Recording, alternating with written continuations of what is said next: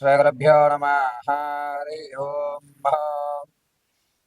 గణానాం త్వా గణపతిగుం భవామహే కవిం కవీనాముపమశ్రవస్తమం జ్యేష్ఠరాజం బ్రహ్మణాం బ్రహ్మణస్పద ఆనుశృణ్వన్నోతవే సీదసాధనం. శ్రీమహాగణాధిపతే నమః. ప్రణో దేవీ సరస్వతీ వాచేభిర్వాచనీవతే ధీనామవిత్రేవతో. శ్రీమహాసరస్వత్యై నమో నమః. జగతం పితరం వందే పార్వతీ పరమేశ్వరం. ఈశ్వర మహాదేవి మహారూపి మహాకాళీ మహాలక్ష్మి మహాసరస్వతి అనుగ్రహ సిద్ధ్యర్థే. అందరికీ కూడా వచ్చేటువంటి 7వ తారీఖు 9వ నెల 2025 పౌర్ణిమ శనివారం రోజు భాద్రపద మాస శుద్ధ పౌర్ణిమ శనివారం. ఆ రోజు సంపూర్ణమైనటువంటి రాహుగ్రస్త చంద్రగ్రహణం అనేటువంటిది ఏర్పడుతుంది. ఈ రాహుగ్రస్త చంద్రగ్రహణం ఏర్పడటం వల్ల అందులోనూ కర్కాటక రాశి వారికి, శతభిష నక్షత్రయుక్త కుంభరాశి వారికి, కర్కాటక రాశి వారికి ఈ యొక్క గ్రహణము అనేటువంటిది మిక్కిలి దోషంగా గోచరిస్తోంది. అంతేకాకుండా ఈ యొక్క వృశ్చిక రాశి వారు, కర్కాటక రాశి వారు, కుంభరాశి వారు, ఈ 3 రాశుల వారు కూడా చంద్రగ్రహణ ప్రభావం వల్ల వచ్చేటువంటి నెలలో కొన్ని వినూత్నమైనటువంటి మార్పులు చోటు చేసుకుంటున్నాయి. ఆ మార్పులు ఏ విధంగా జరుగుతాయి, ఈ గ్రహణ ప్రభావం వల్ల ద్వాదశ రాశుల వారికి ఏ విధమైనటువంటి ఫలితాలు ఉండబోతున్నాయి, ఏ విధమైన ప్రమాదాలు జరగబోతాయి అనేటువంటిది తెలుసుకుందాం. ఇందులో ముఖ్యంగా భాద్రపద మాస శుద్ధ పౌర్ణిమ శనివారం రోజు గ్రహణము అనేటువంటిది 6:08 చంద్రోదయం ప్రారంభమైతే చంద్రుడు అస్తమించేటువంటిది తెల్లవారుజామున 6:27. అయితే గ్రహణ సమయం 5:19 నుంచి గ్రహణ సమయం అనేటువంటిది ప్రారంభమైపోతుంది. గ్రహణము 9:36 నుంచి ప్రారంభం చేసుకుని, జాగ్రత్తగా వినండి, 9:36 నుంచి ప్రారంభం చేసుకుని ఆ యొక్క గ్రహణ మోక్షము అనేటువంటిది అంటే విడిపోవడం అనేటువంటిది 1:25 గావిస్తుంది.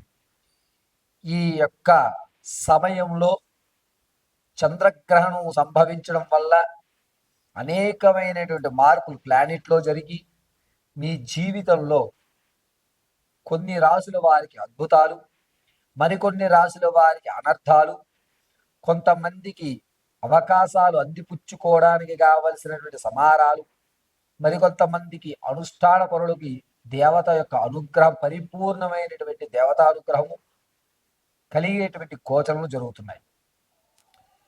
గ్రహణం సమయంలో సాయం వేళ 5 గంటల్లోగా భోజనం ఆచరించేయాలి.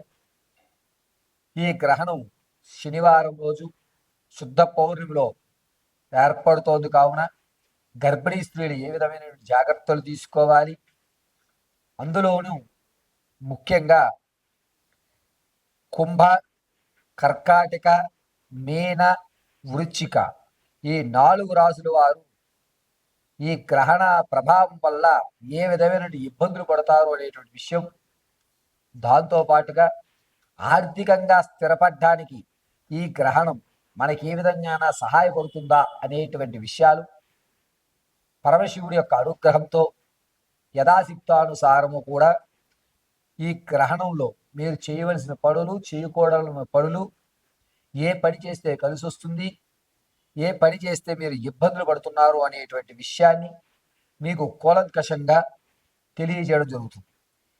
మేషం ప్రారంభం చేసుకుని మీనరాశి వరకు కూడా జరిగేటువంటి అన్ని విషయాలని కూడా మీకు క్లుప్తంగా ఈ యొక్క వీడియో ద్వారా మీకు తెలియజేయడం జరుగుతుంది.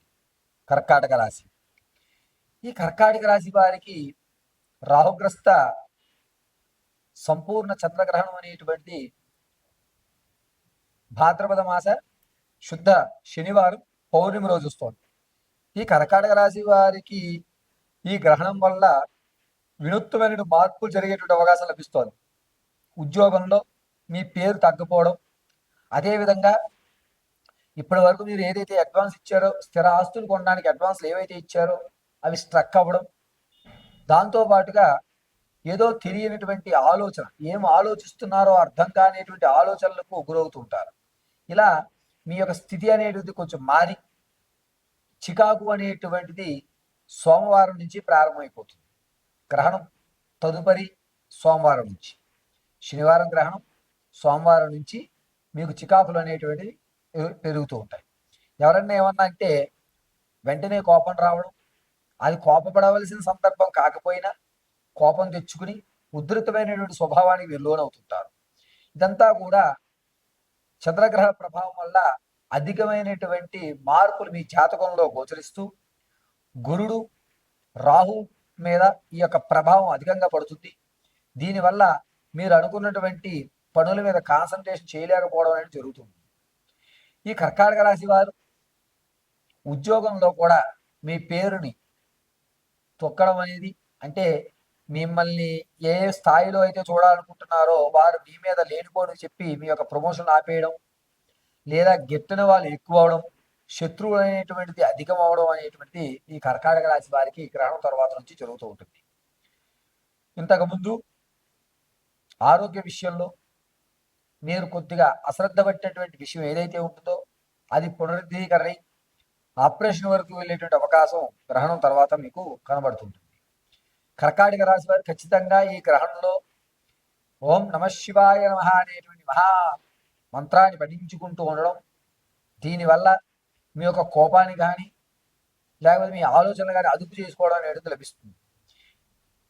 ఈ గ్రహణ సమయంలో మీరు ఈశ్వరనామాన్ని పఠించకపోతే గనక చీటికి మాటికి కోపం రావడం, ఎందుకో తెలియని ఆందోళన గురవడం అనేది జరుగుతుంది. అయితే సోమవారం వీటి యొక్క ప్రభావం అధికంగా ఉంటుంది కాబట్టి సోమవారం రోజు శివాలయంలో మహాన్యాస రుద్రాభిషేకం గావించి బియ్యము, కందులు, అదేవిధంగా బొబ్బర్లు, ఈ మూడింటిని కూడా దానం చేయండి. దీనితో పాటుగా ఒక తెల్లటి వస్త్రాన్ని కూడా మీరు దానం చేయగలిగితే ఆ యొక్క గ్రహణం ప్రభావం అనేటువంటిది ఎక్కువగా మీకు లభించదు. శాంతి జరిగి కాస్త మీ యొక్క మానసిక స్థితి తగ్గుముఖం పట్టి పరమేశ్వరుడి అనుగ్రహం కలుగుతుంది.